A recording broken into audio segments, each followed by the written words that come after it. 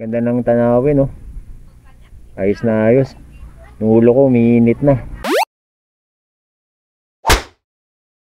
Alright guys, so gagawa natin ngayon ng actual testing itong Neo Ace ng Spyder.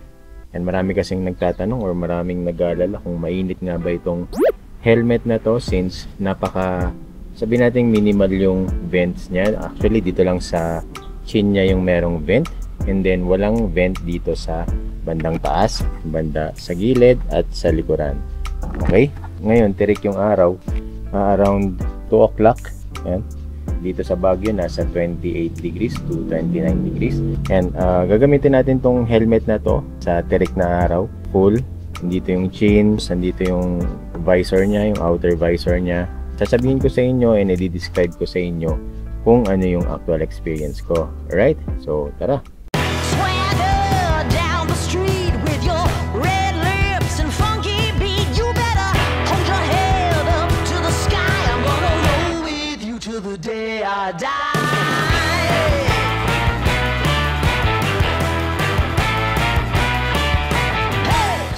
Alright, so ito guys, may init oh, tirik yung araw.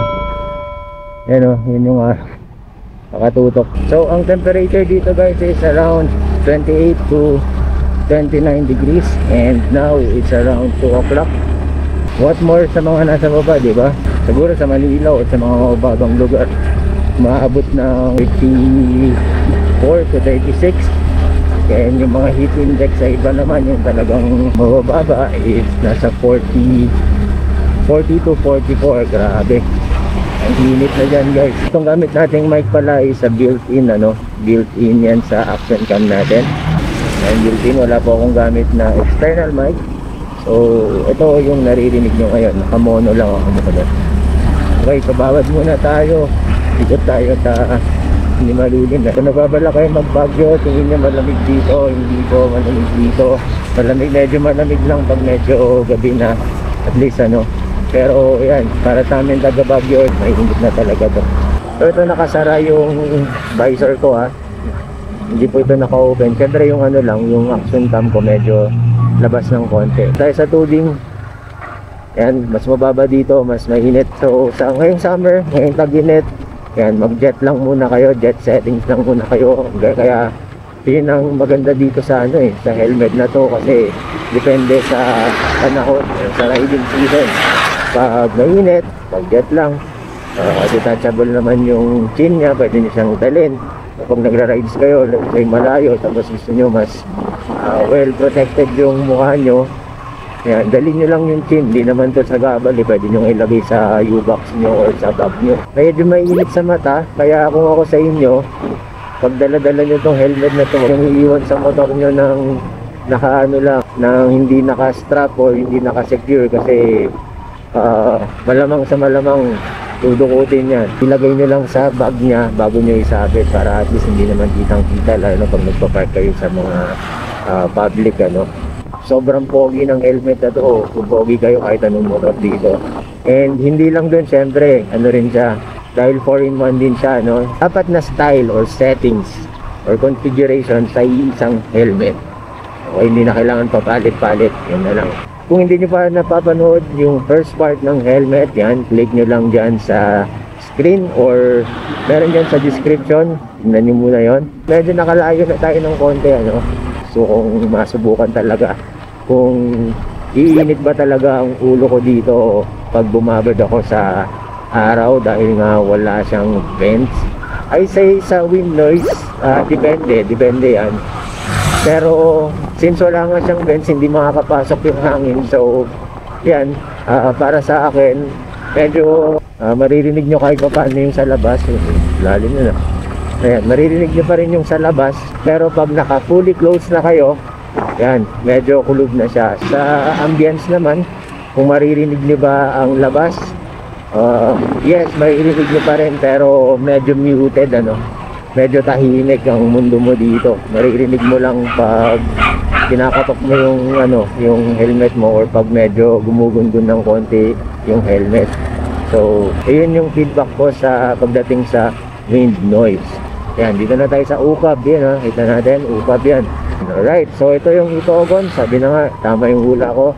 This is the Itogon. Alright, yan o. To God be the glory, yes. Babalikan natin mamaya yan. Ayaw muna ako ng konti, as promise. Yung sa weight naman, mag-usapan natin ng konti. Pag naka-action cam kayo na naka-chin mount, medyo naka-ano siya, medyo bumababa siya ng konti. Kaya make sure na yung helmet size nyo is tamang-tama.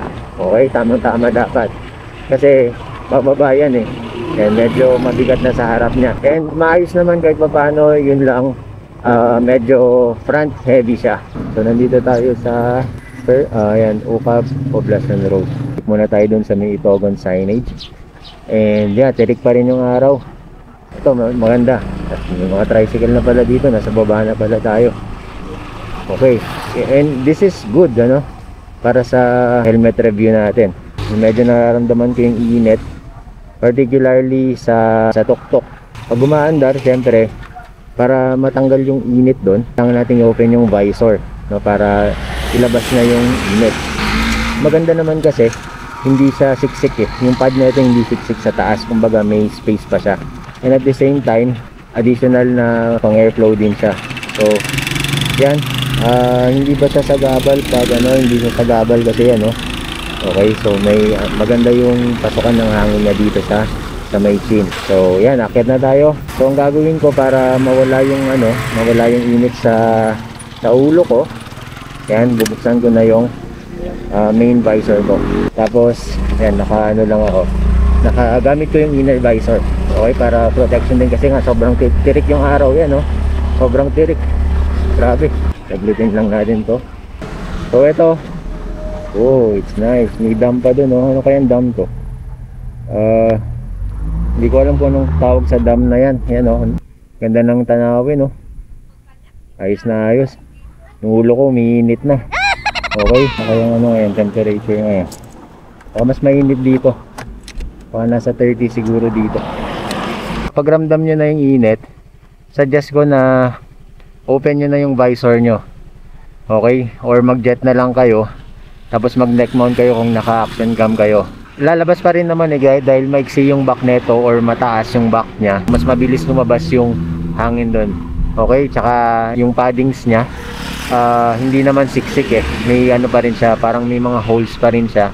So, kung ang concern nyo dito is yung init, yun lang yung suggestion ko, kaya siya 4-in-1. Kayo ang mag-a-adjust. So, sa mga nagtatanong pa rin, I think nasagot ko na yung mga tanong nyo kung mainit ba. Yes, mararamdaman yung init. Kahit anong helmet naman mainit yan eh.